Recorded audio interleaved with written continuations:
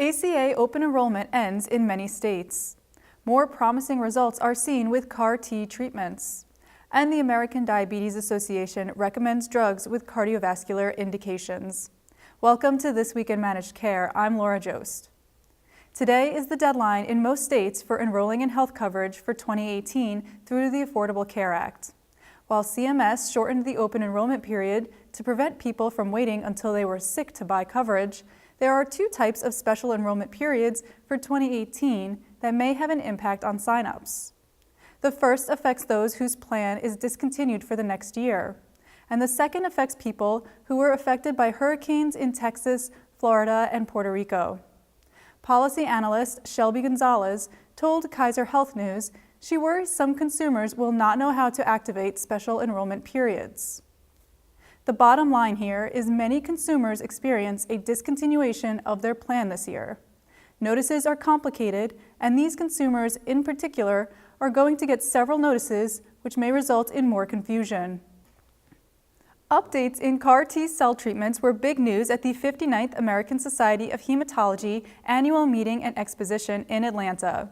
Results from the Juliet trial, which involved Kymriah in patients with diffuse large B-cell lymphoma, achieved a 53% overall response rate in 81 infused patients, including a 40% complete response at 3 or more months of follow-up.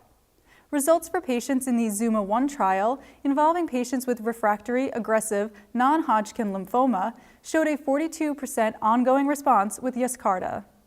Kymriah, one of the two FDA-approved CAR-T cell treatments, may have new uses in the future, according to Dr. Stephen Schuster of Penn Medicine.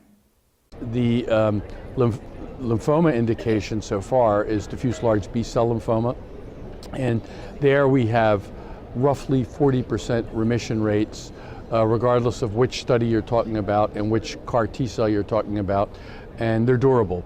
So I have some of the longest follow-up, which I published yesterday in the New England Journal of Medicine, and these patients in remission, it lasts for years. So the median at that report was 29 months, the median follow-up, and none of the complete responders had relapsed. So this is a breakthrough for relapsed refractory lymphoma patients who don't respond to conventional therapies or to salvage therapies. For full coverage of the meeting of the American Society of Hematology, visit ajmc.com. More than 2 years after the first trial showed that a diabetes drug could prevent cardiovascular deaths, the American Diabetes Association has included recommendations on this use. The 2018 Standards of Diabetes Care contains specific recommendations for using liraglutide, empagliflozin, and canagliflozin to reduce cardiovascular risk for patients with diabetes and a history of heart disease. The standards also include new recommendations on the following: use of continuous glucose monitoring, lipid management, screening for diabetes in teens, and personalization of care for older adults. However, the ADA did not follow the recent recommendation from the American Heart Association and the American College of Cardiology to lower the threshold for high blood pressure for people with diabetes. For more, visit ajmc.com. Finally, a new study in the American Journal of Managed Care finds that despite changes in insurance plans to give consumers more clout, unnecessary medical spending remains a problem. The study, by researchers from the USC Schaefer Center and the RAND Corporation, found that consumer-directed health plans had little or no effect on curbing spending on 26 specific services that health industry groups called low value.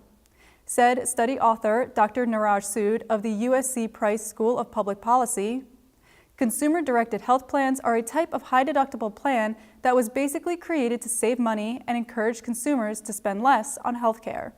But we can't find any impact from these plans on spending for low-value services that provide unclear or no clinical benefit to patients.